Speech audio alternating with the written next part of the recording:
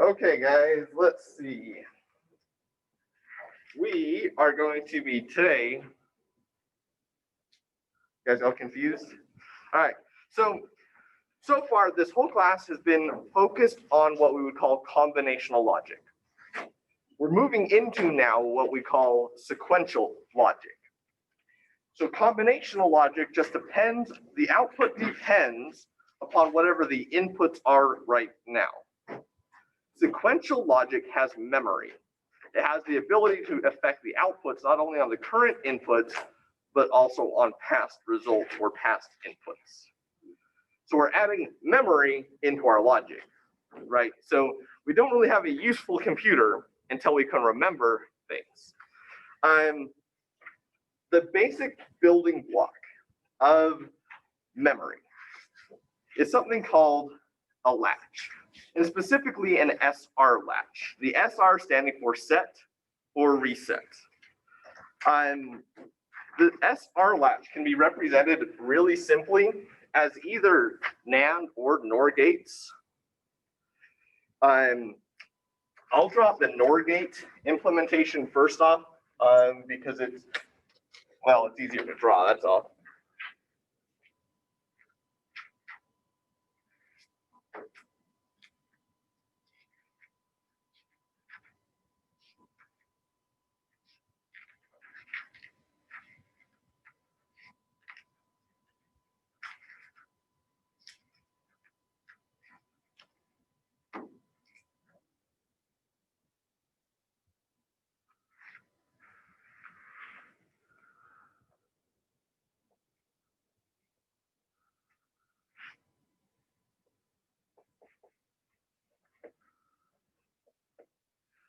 Okay, this is a latch. This thing remembers what it was until you change either set or reset. Now, in the SR latch, it has two stable states. So you're gonna start hearing me use the word state. And the word state is just saying, what's the situation? What's the output? What are the conditions that we're staying in? So we can either assert set or assert reset. If we assert both, it's going to cause us problems in the SR latch. If I assert set, then that's going to activate Q.low. So another way that you could view these, right? So this is Q low and Q bar low. Another way of saying that would be these are Q bar and Q if we were talking about active high outputs, which we commonly will do. And you'll see, I'm going to move away from this .low logic as much as I can, but the book starts out with the low logic on the output, which is fine, but it's easy enough to switch them to active high. And all it's saying is if I set, then I get Q at the output. And these latches, as we call it, usually have a output Q and Q bar. The NAND gate implementation is virtually identical.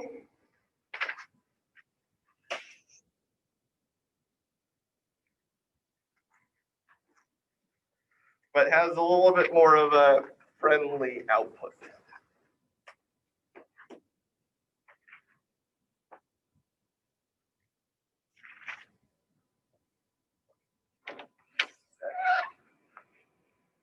Resets. Q bar. So here we're just straightforward set. Set always means just assert to 1.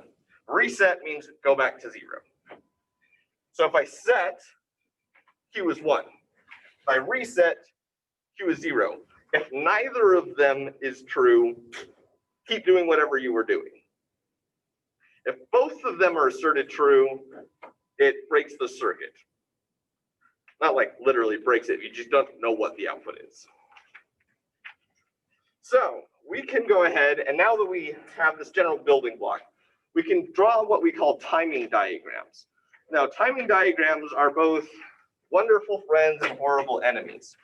They're our friends because they communicate tons of data in a very clear way, but people tend to not like them because they're difficult to work with.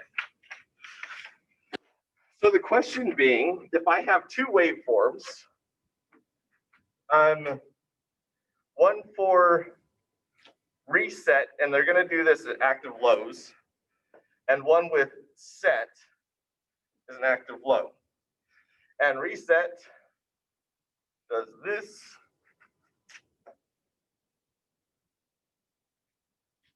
and set does this.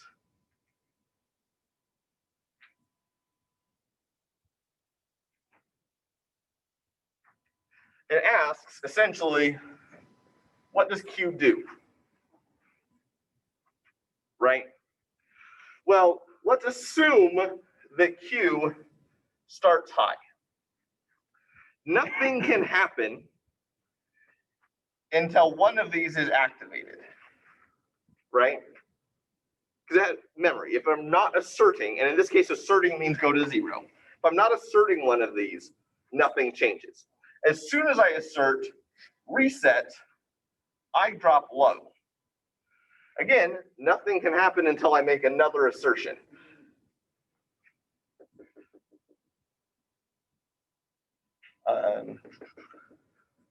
So it's just going to hang out here. Reset is back deactivated. Set is activated, so I go to 1. I plug along here and look, if I set and I'm already 1, I just stay 1, right?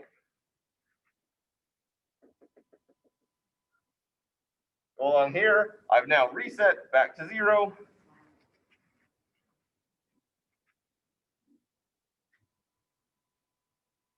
And that's a timing diagram. That's generally how I would handle these when you get to your assignments that involve timing diagrams, is start with the given signals and then draw these dashed lines down to show the points of interest.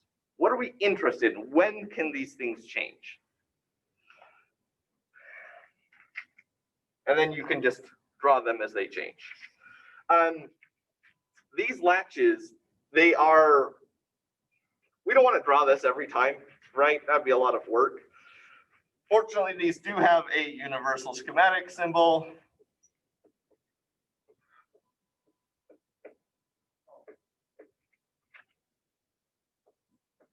There we go. That's an SR latch.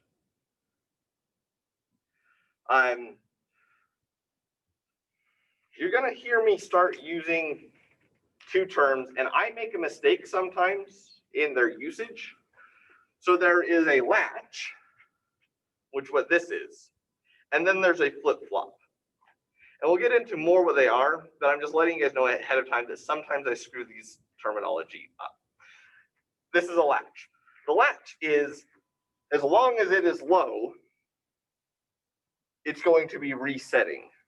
So if I were to assert set in the middle of this, it causes a problem, because now I've created what we call, well, it's unstable because I have set and reset at the same time, and that has conflicting feedback outputs. Okay.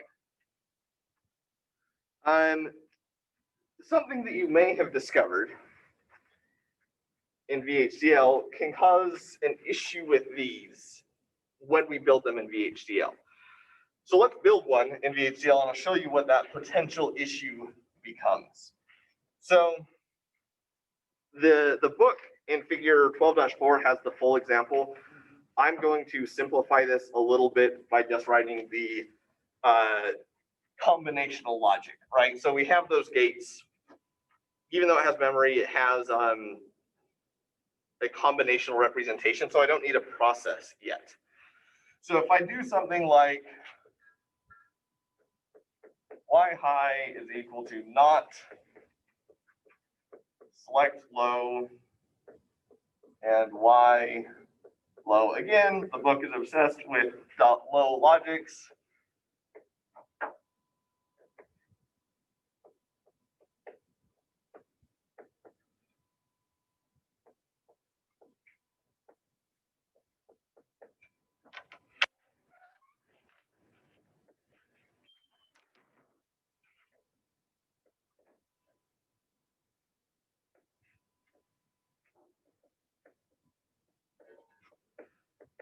Okay, so this would be where the architecture begins and ends, and I've made a latch.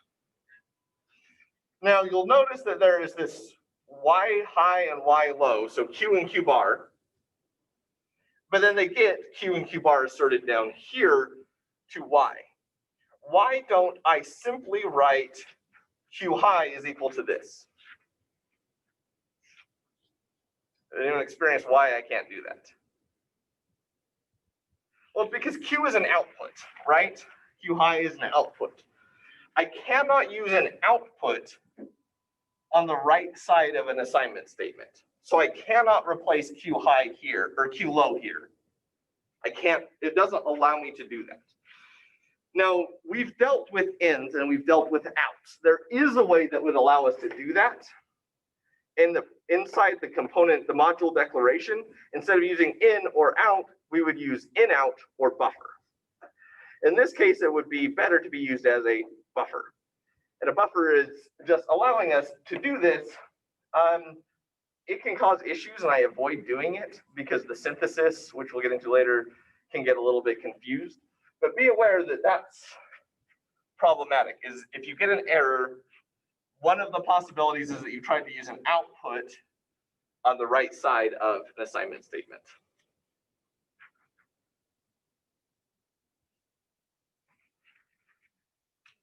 So, what do we use these for, latches? One of the most straightforward things that we can do is something called debouncing. And all debouncing is let's say that I have a push button and I have a counter that I just want to count how many times someone pushes that button, right? Well, there could be this issue where I push the button and to our eyes at human speed, it looks like I pushed it and let go and everything is fine. But at machine speed and computer speed, what's really happening is that switch is hitting and then bounces off and then settles. So it goes bounce, right? And so it doesn't count one push, it counts 12 or something like that. This is a real issue anytime we're dealing with physical devices. So if we don't want to have, say, this button count to repeat every time that switch bounces, we can hook this switch up into a switch, right? Do you have a question? No. Okay. And just like here, if this was viewed as a bounce, and I just go set, it doesn't ever change that value, right? And then all I have to look at is how do I look between the set and reset? How do I reset this after some amount of time? So you would just need some simple logic to deal with going back to reset in order to count that next step, right? They do it a little bit differently. Let me make sure. No, that's a fine example. I don't need to go further. So that's the idea of debouncing. You will probably encounter this in your careers and certainly in labs when you take 3610 from me. Well, from anyone, whoever you take it from. So there's another type of latch. There is not only one kind of latch, right?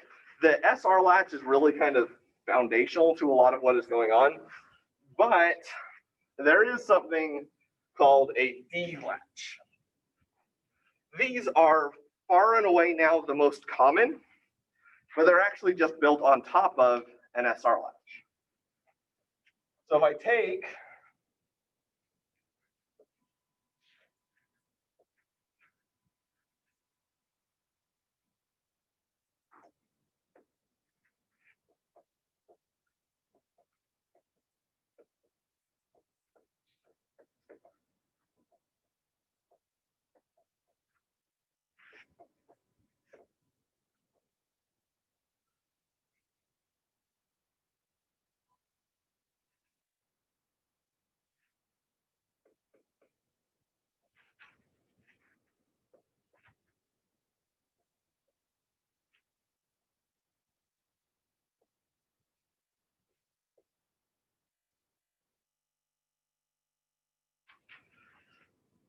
take an SR latch, add a couple of gates.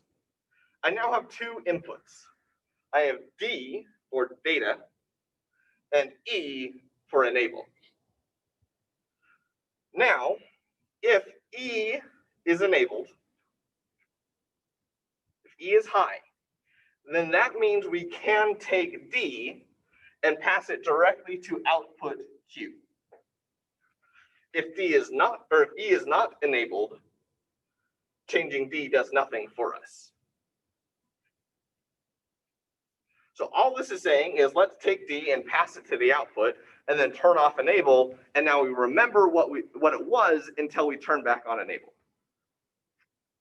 Right? This is a very simple, elegant block of memory. This is how we would remember 1 bit.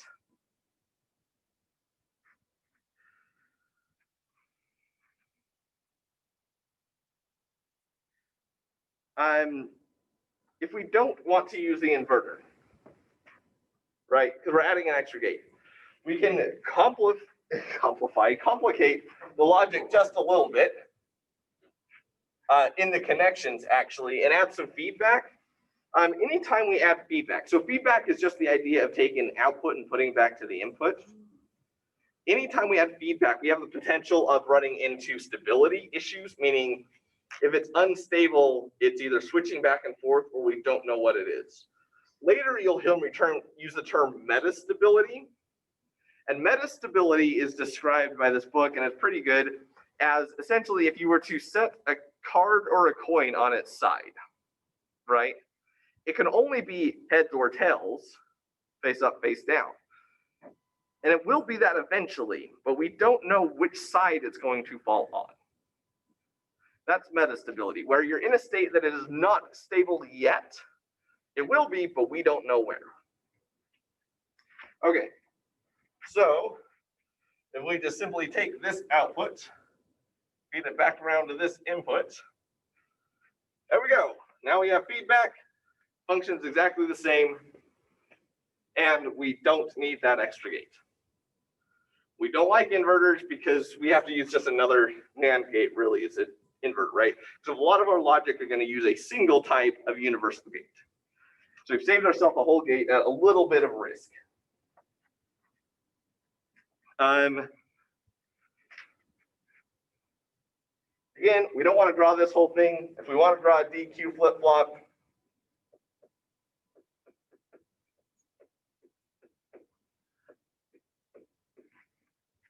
done. DQ flip-flop. That's a flip-flop, not a latch. Or sorry, see, this is why I warned you, latch. I make this mistake all the time because latches are awful. So it has this trick in that, as I said, as long as enable is high, it passes D to the output. So now we have to make sure timing works, right? Because what if we were to assert enable, set D, and then D changed before I deasserted enable, right? Then I've had D come and change, and I've missed it, and I haven't saved what I wanted to. So that's the issue with latches, is that they just kind of pass on through. Flip-flops address that issue. But before we do that, let's just draw a timing diagram, because I want you guys to get used to these, because they're very useful and tend to be tricky for students.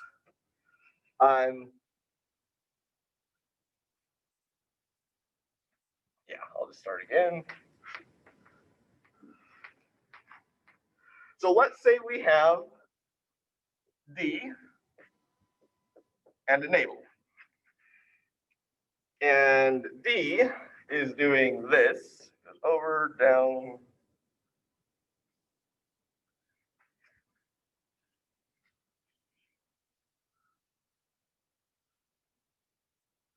Right, so it basically just looks like a clock, up, down, up, down.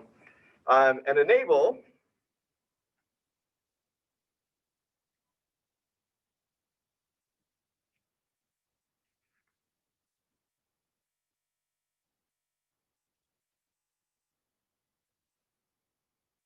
does this. What is Q going to do? Well, again, I'm going to go and mark out the points of interest, right? And I'm going to start with enable, because in a DQ flip-flop, I know that nothing can change unless enable is true. So inside of, and let's see, Q is going to start high. So nothing can change until enable is high in each of these cases, right? If not enable, nothing happens. So Q won't change. So despite D changing here, nothing changes until the enable happens. Now D can pass to Q, so it's going to drop to low, right? And it's going to carry along until here and here, right? Because enable is high. Oh wait, sorry. Oh wait, no, that's right. Yeah. So now we have this issue where and Q has gone up and down, stays down. I deassert enable, and now we can completely ignore everything until that. Right? Everyone comfortable with that? Enable goes back high. This is already high, so it's going to jump high immediately, right? So we're enabled. It's going to go over, but only until this point where it's going to follow that back down and stay low. So the process is the same of identify the points of interest, draw the dashed lines down, and make sure that you evaluate those at those points.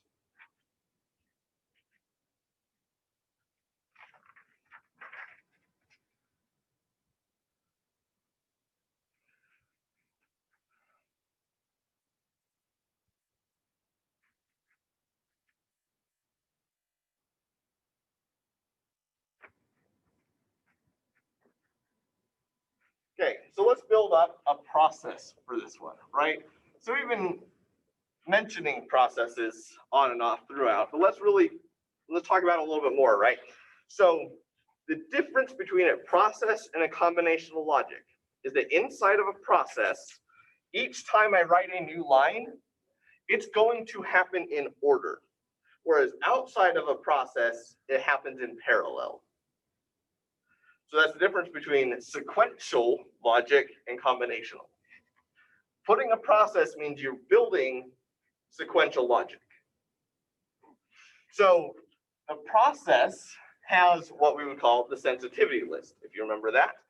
And that is the process evaluates when any time one of the things on the sensitivity list changes. So on a DQ flip-flop, what are the things that I might be interested in changing?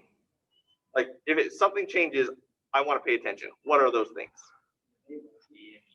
D and E.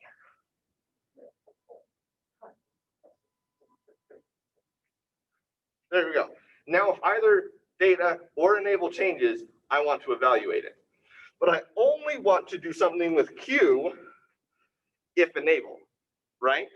So now we have,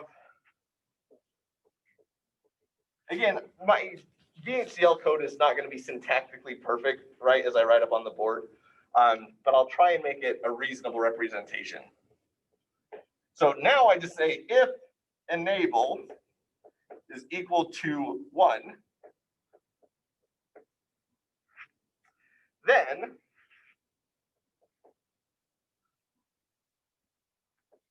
Q is going to equal to data.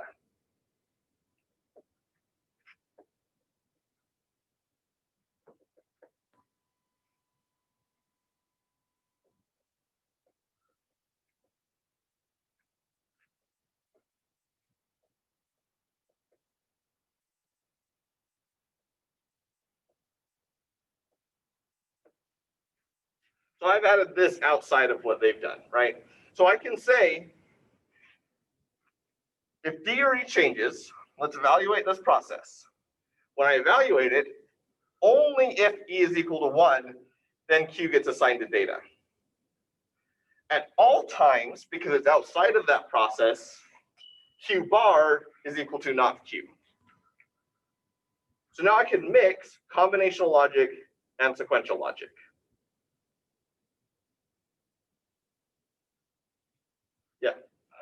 question. I hope I can explain it right. So if we have if D is high and then enable goes low, will Q stay high? Yes. So it'll stay at whatever position D was, right as E went low. Yes. Okay. Yeah. You are defining Q as a buffer or key value for the code?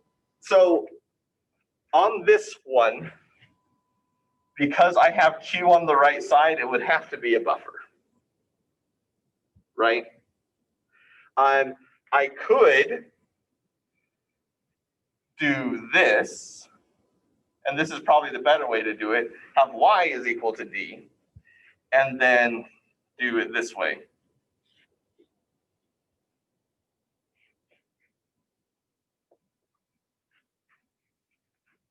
Right? Now I can define it as an out.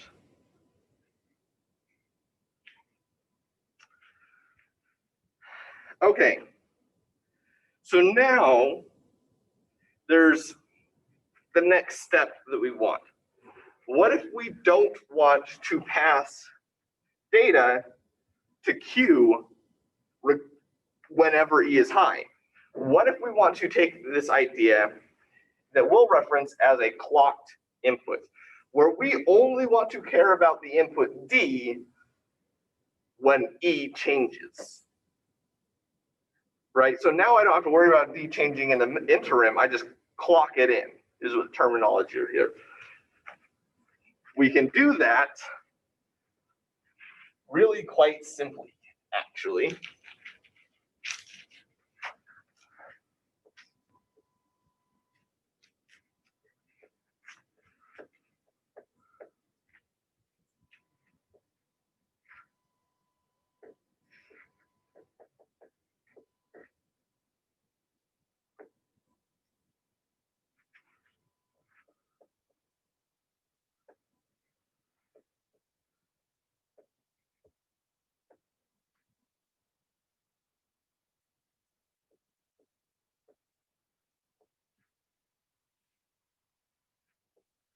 All right, so I've just now taken two DQ flip-flops, stuck them together with a clock, or one of them has an inverted clock enable.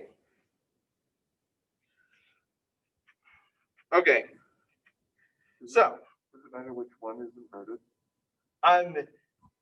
it will change the functionality a little bit, but it will still work if you flip them. This is what we're going to build up to a rising edge DQ flip-flop. Okay. So if clock is low, then enable here is turned on, right? That means D get passed to Q. So I'm going to start writing this out. I'll use a different color to keep track so we can keep track of what's going on. Okay. Clock is 0. That means D gets passed through. So we're still D here. But enable is 0. So this one isn't going anywhere, right? So the D is stuck here. Now, when this transitions down to, or not blue, let's do a different color. So then this changes to 1. This one turns off, and D is now fixed. This one goes to 1, turning on this one. So D is that this D is now passed to the output Q. But nothing that this D does will affect this D because it's turned off, and now it's trapped, right? So we only can have something happen when we go on the rising edge, when we go from 0 to 1.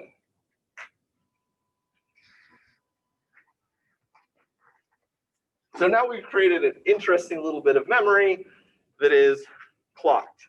So that one we create a special little symbol, and we call this now a flip-flop.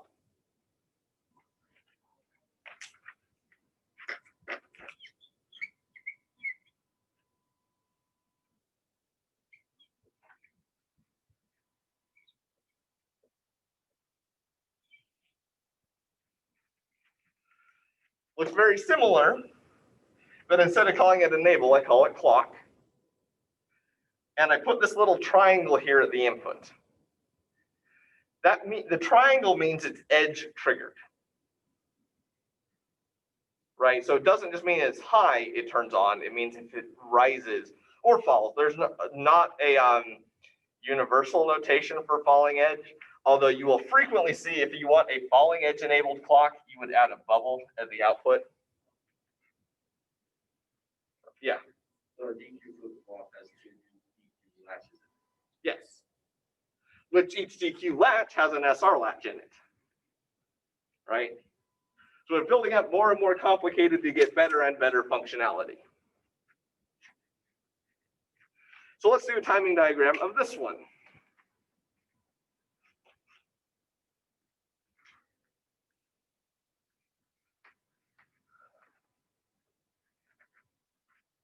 You know, I probably could have just left that, but let's put clock on top.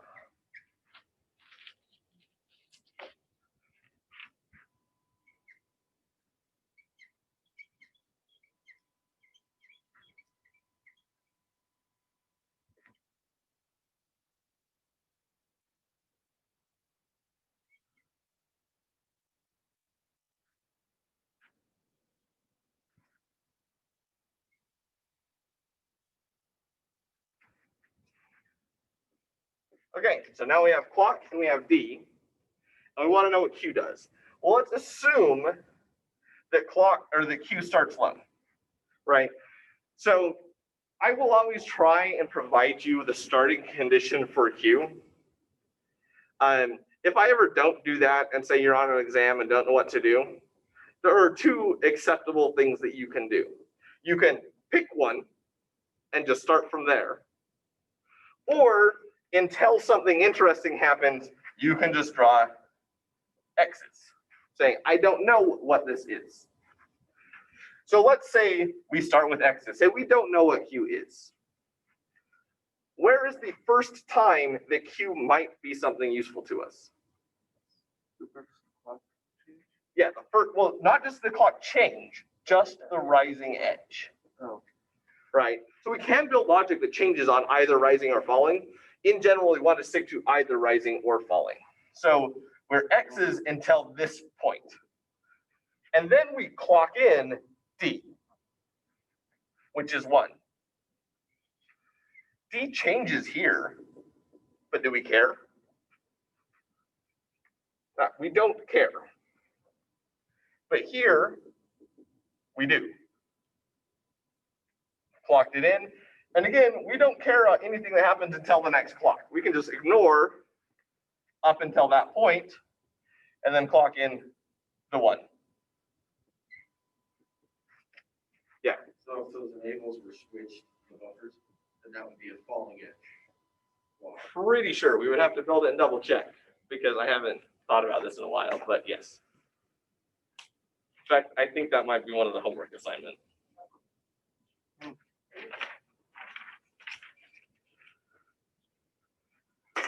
Okay.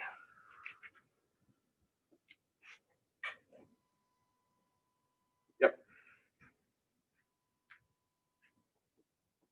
Yeah, so it talks about falling edge sensitive clock, which I don't need to do.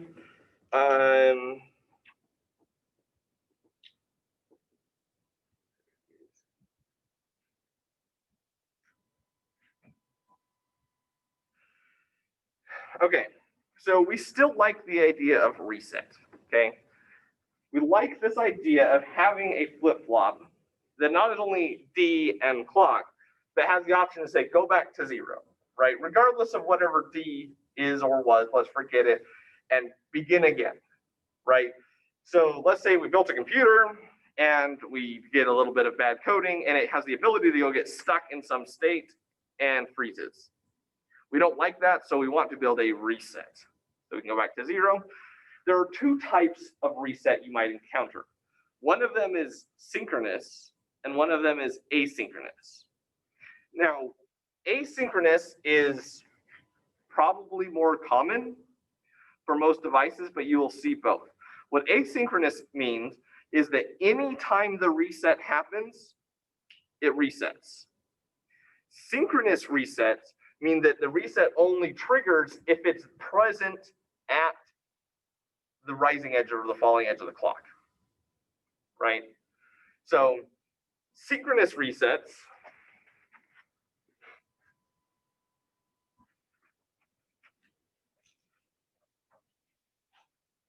we can just build right into the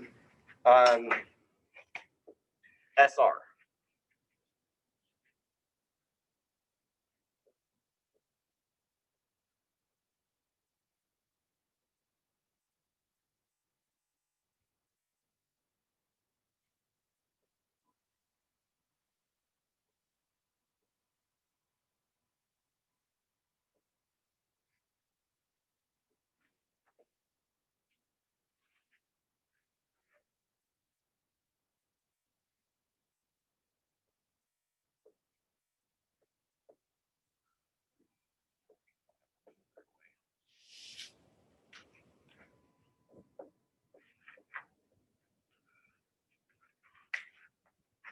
So we build up our logic starting from the SR latch, but our building block of the SR latch has one more signal called reset.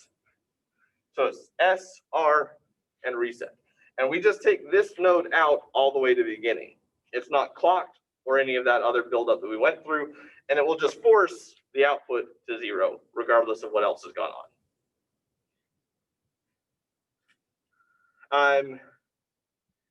If you're building this in the schematic, a lot of times I'll just put reset on the bottom of that block for the DQ. I guess I can just draw it, right?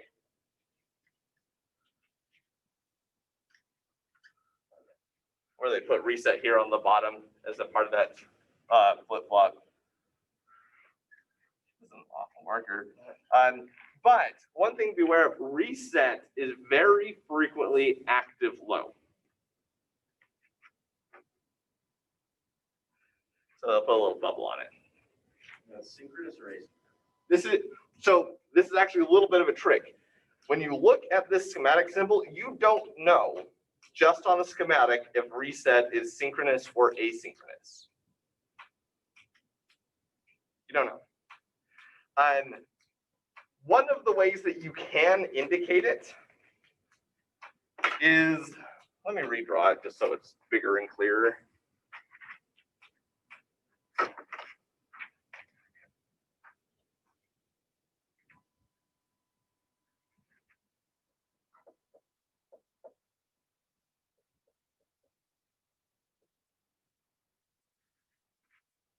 Is if reset has the edge trigger symbol on it, you can assume that it is asynchronous because the reset will trigger on its edge. This is not necessarily universal, and it's more about looking at the data sheet and the application and the context. In general, asynchronous resets are the norm. The time that it's not a lot is in memory modules, like RAM and ROM.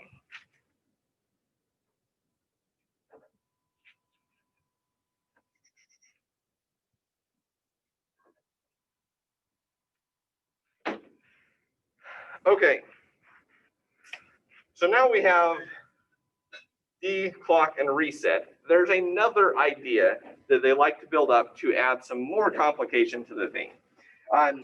What happens if we don't want to clock in on every clock, right? What if sometimes the rising of the clock edge, we don't want it? We then build what's called a clock enable. Now, clock enables become a really important idea down the line, but let's start with some of the fundamentals because you can get yourself into really questionable logic really quickly using clock enables. Because what you would want to do right? The instinctive way maybe to build up a clock that says, all right, if I don't have enable, then I just won't pass clock, right? So let's build a DQ flip-flop.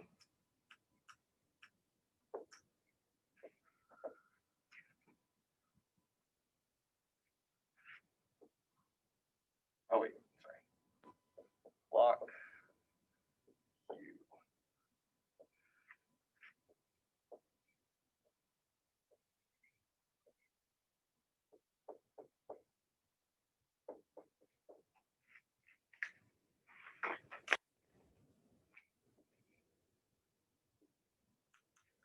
Okay, can you guys see that in the back? Is that dark enough?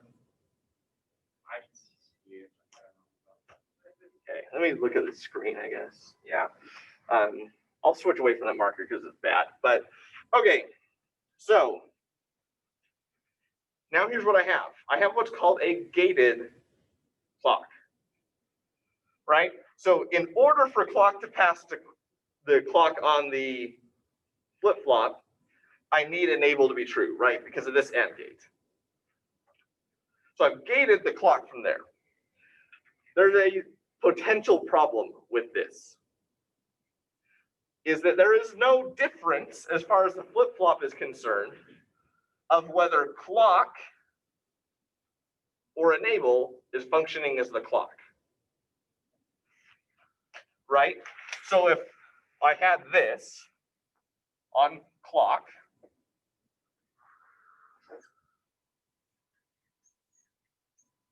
and then enable did something like this,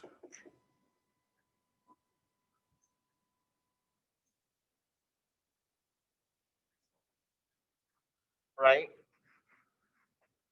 And let's make this a little bit clearer.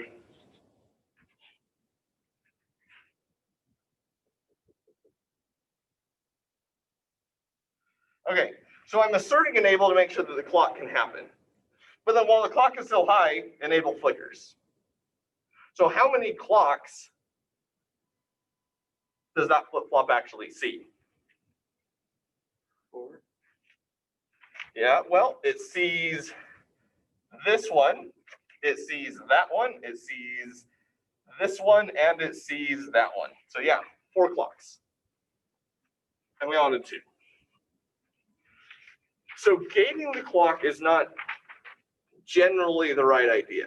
The book gives you a citation you can go look up on how to do gated clocks correctly, because for some designs it becomes desirable, right? It's one of those rules where never do this unless, right? And you're going to run into that a lot in VHDL. Never do X unless, right? So one of the ones that you'll come up against, hopefully, if we stay in person, is that when you put this onto an FPGA, the rule is, right, VHDL is not case sensitive unless it's looking at the port map to the external world, right? So the right way to do this then, in general, is not to use the AND gate back to the clock, but rather to go back to one of our more fundamental components, the mux.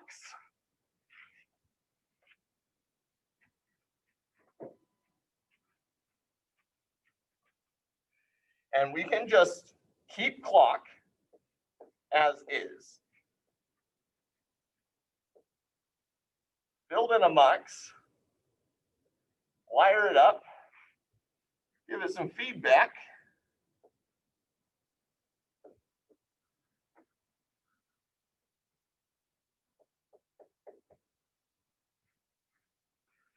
Okay, now if enable is 0, we take channel 0, which was just the old value. If enable is 1, we can take the new D.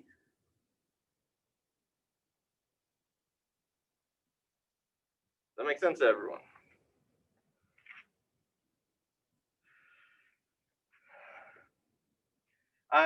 We may want to take this a step further, and maybe we don't always want to have Q available, right? We might have one wire that we want to like take a mux, right? Where a mux we want to have different outputs putting onto a wire.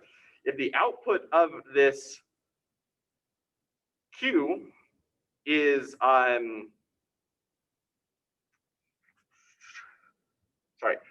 mux is combinational, right? It has no memory. We can build something up with memory simply by using what we would call a tri-state device. We start out by building a buffer, and then we give it an enable signal. If this buffer is enabled, it passes on through. If enable is not turned on, this goes into a state that we would call high Z. So it goes Z. And that is just saying it's not connected really. So it just kind of floats there. And something else can be allowed to assign that net, right? So let's say I have a wire. It's going down here and coming over here into some block of logic. And I only want one output at a time.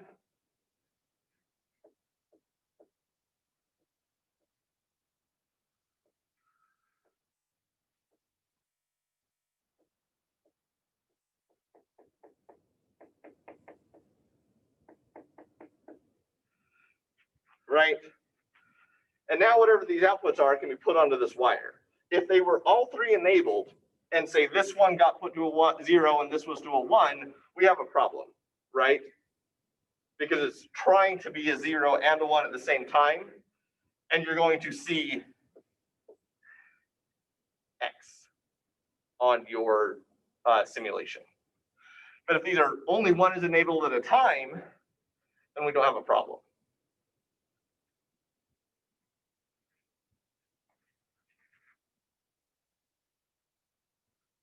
The terminology for this would be output enabled. So on your block, if you got the most complicated one that you could put together, instead of just D and Q and clock,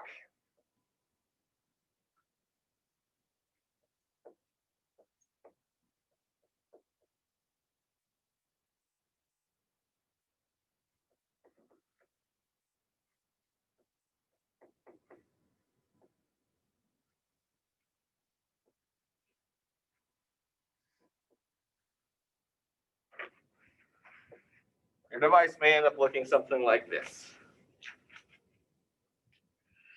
And this N, we may also label as CE. So we could have D, clock, clock enable, output enable. And then reset and Q.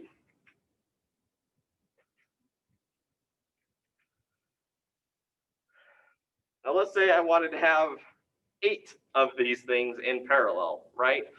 So there's this idea of a register. Now a register is just a series of these guys, right? So this will remember 1 bit.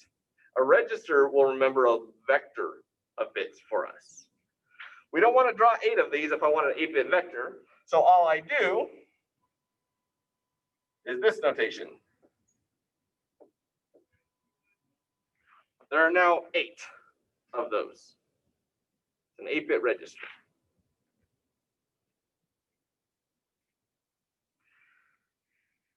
DQ flip-flops are the general building block of all things register.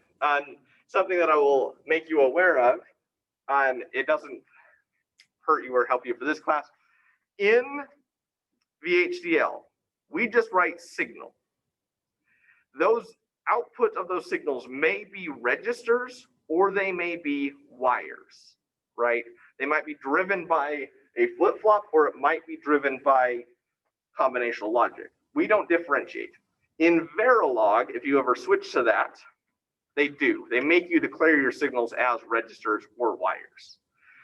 Despite not needing to declare the differences in the signals, you may encounter errors when writing your code if you're trying to assign a, say, wire output to a wire signal to a registered output. They may get confused. So that is something that can happen. Be aware of it when you're sifting through errors.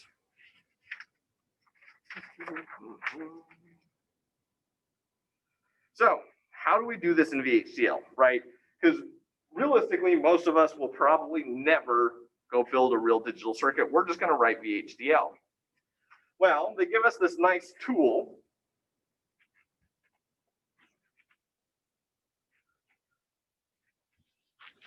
that just says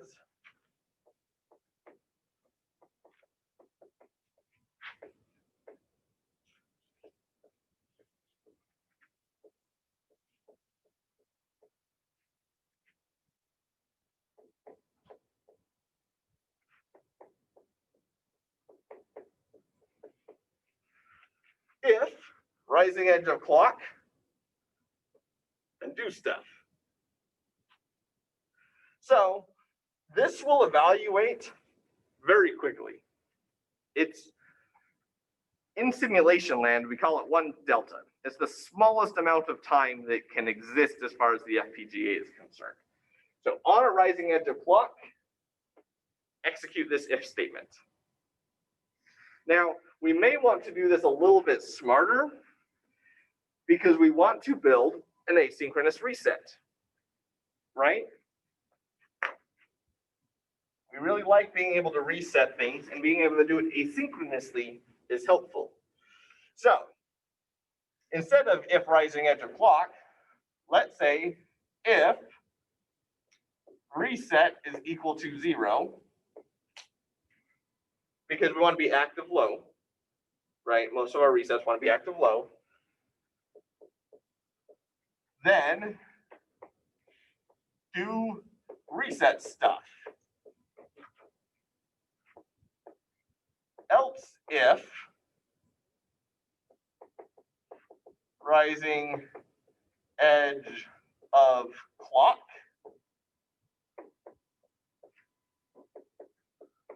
do the not reset stuff. And by having them ordered this way, reset takes precedence, right? Nothing else will happen if reset is going on. If we're not resetting, then we can execute when the rising edge of the clock happens. This is our fundamental building block of sequential logic, this type of statement. And then you would just write the do stuff is if we want to build a DQ flip-flop with a reset, right? Q is D.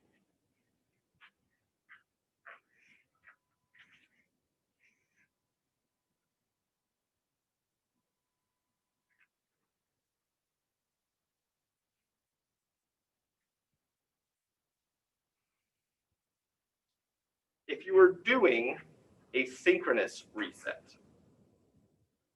you do not want to go what might feel obvious and say if rising edge of clock and reset is 0, else if rising edge of clock and reset is 1. We generally do not want to have multiple rising edge statements inside of a single process. So what you do instead is you have one statement that says if, and I'm going to start writing it this way because it's safe writing. So RE is rising edge, FE is falling edge. If rising edge of clock, then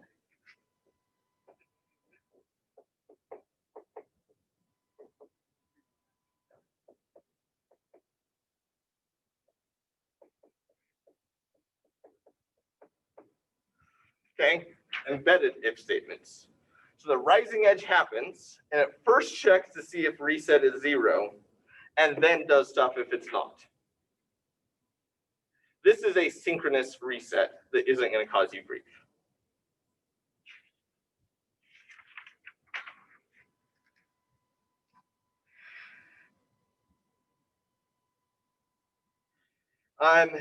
If you wanted to do the output enable,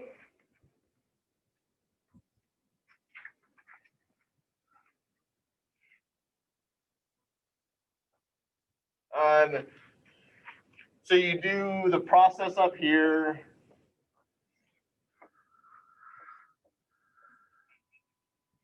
Inside of this else, you have something like Qtemp assigned, right? Qtemp is equal to D. And then outside of the process, you could have something like this.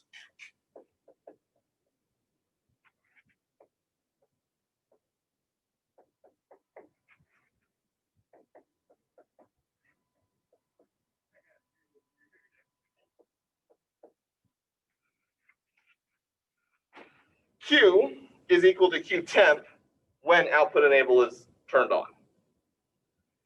Otherwise, it goes to high Z. Yes, So output enable would have to be declared as a signal port? there's a port. Not a port, okay. Okay, so we've talked about clocks, right? And most of you have had 1270 or are in 1270. Not everyone has.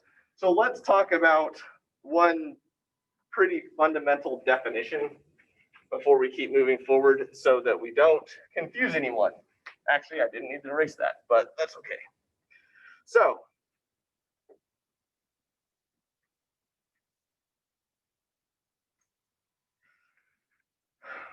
the terms that we're looking to be interested in is going to be frequency and period. So the period is repetition. How often does it repeat? So if we want to look from rising edge to rising edge, that's how long it takes to repeat. We generally call the period T. Okay? And then frequency is how many times per second this rising edge of the clock will happen. How frequently does it happen? Frequency and period are related, right? So this is time. Frequency is 1 divided by seconds, right? So T is in units of seconds. Frequency, F, is 1 divided by T. The unit we can refer to as 1 by seconds or hertz. So if I say it has 10 hertz, that means it happens 10 times per second. And it would have a period of 1 divided by 10. That makes sense to everyone? Okay, so digital logic in general doesn't know what time is. Time isn't a construct to it, right? We do our math in nanoseconds. It doesn't. It does its thinking in clock cycles. So you may be asked to convert clock cycles to time. Or in our case, if I wanted to blink a light once every second, and I had a clock speed of 1 kilohertz, right? So that means it happens 1,000 times per second. Then I would need to build logic that counts to 1,000 and then turns on the light. I'm not counting to 1 second and turning on the light. I'm counting the number of clock cycles in order to get that desired amount of time.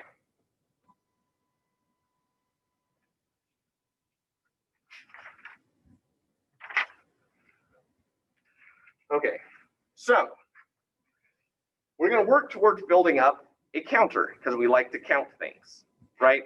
But before we do that, I'm going to introduce one more kind of flip-flop. Now these flip-flops are really quite handy, but they add some complicated logic, complicated compared to what we've done before. They're called JK flip-flops. Now, the main difference between a JK flip-flop and like the SR latch idea is that now I can assert both J and K inputs. So it's going to look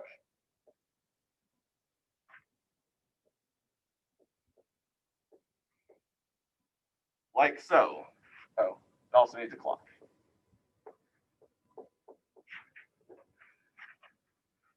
Right? So now let's look at the truth table of what this does.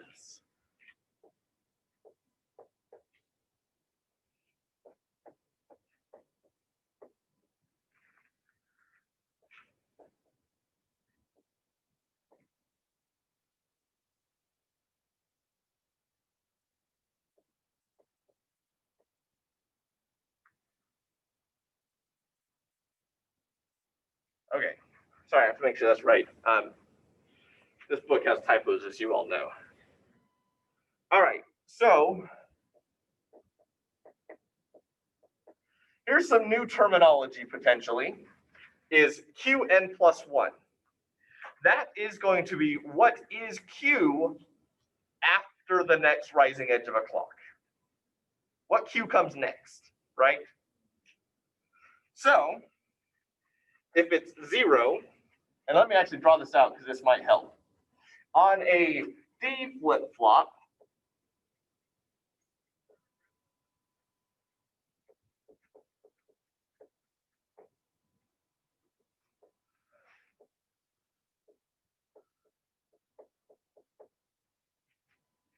right? This is my current Q.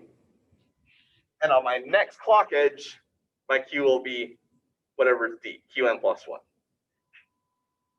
Okay, so going here, if J and K of my inputs are both 0, my next clock is just Qn.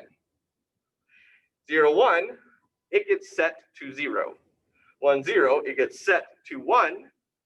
And 1, 1, it flips.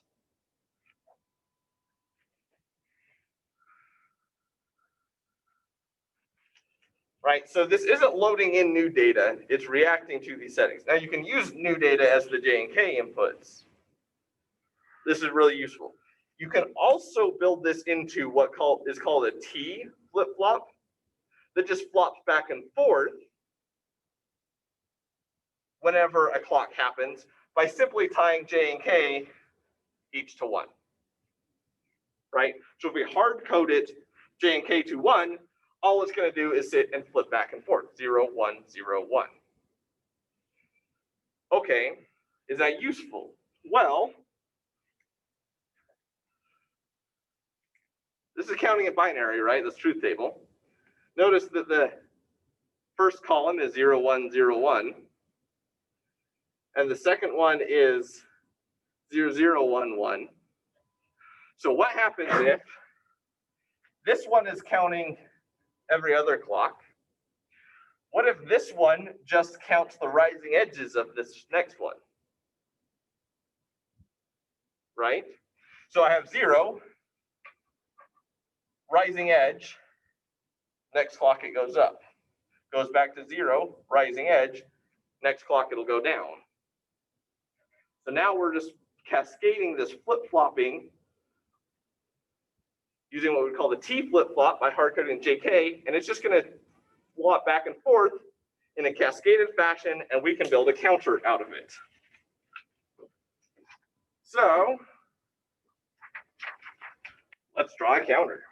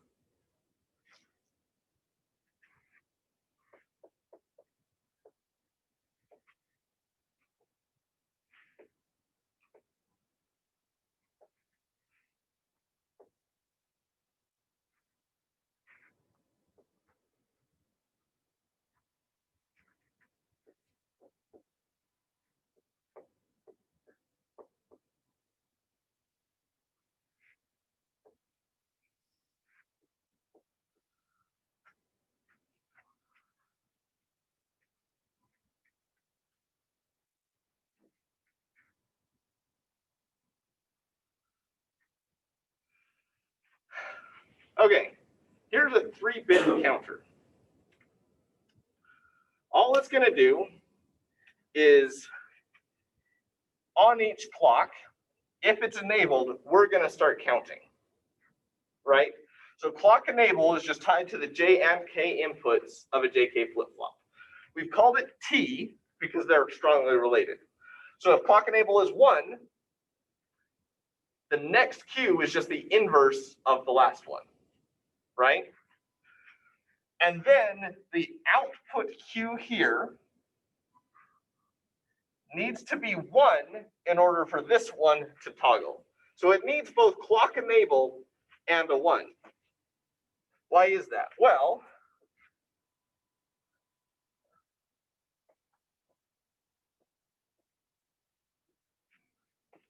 this first one is going to behave just like we said, right? Each clock it's going to flip back and forth.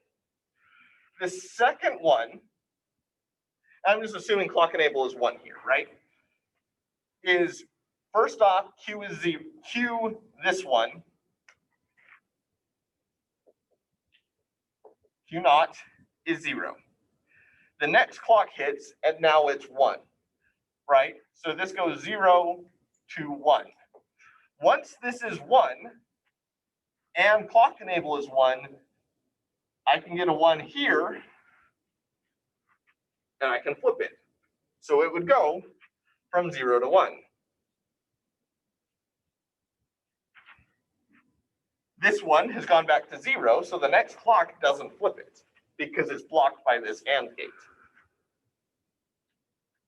The next clock has gone back to 1 and is ready to be flipped again. As long as we keep cascading these, we'll get an n-bit counter for every T flip-flop we stick together. We built a counter. Does that one make sense to everyone?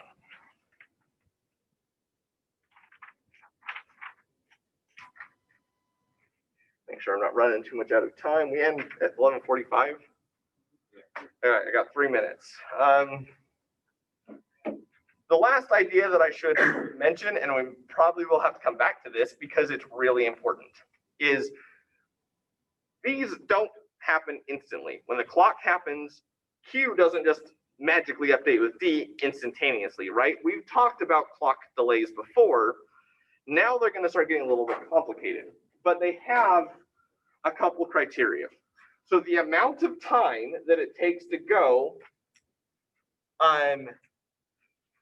let's start with a DQ. I really like the DQs for explanation. I have a D, I have a Q, I have a clock. The amount of time that it takes for Q to update with D is called clock to Q. It's our clock to Q delay.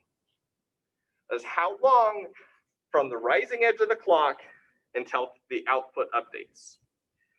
Now the clock has to have a bit of a requirement on it. And the first one is setup time. You'll see it as TS or TSU. Setup time is the amount of time that data has to be valid before you assert the clock. Because if you assert the clock and the data at exactly the same time, right, then we don't know what the output is. Because if data is going from 0 to 1 and a clock hits, is it the 0 or is it the 1? So there's a setup time. Similarly, there's a hold time. How long after the clock do we have to hold on to it? Because if we change it too soon, we might lose it. So there's a setup time, a hold time, and hold time is just TH, T hold. And then clock to Q is a lot of times just clock that, or you might see it written as clock to Q. So these get into timing requirements, which based on the current clock now will be next time's topic. Yeah. For the lab today, I came in a little bit late, so I didn't know you talked about the lab at all today. Is it lab 8 that we're doing? I will post it. I haven't updated it yet. Okay. So But we'll be having a lab today. we will be having a lab today.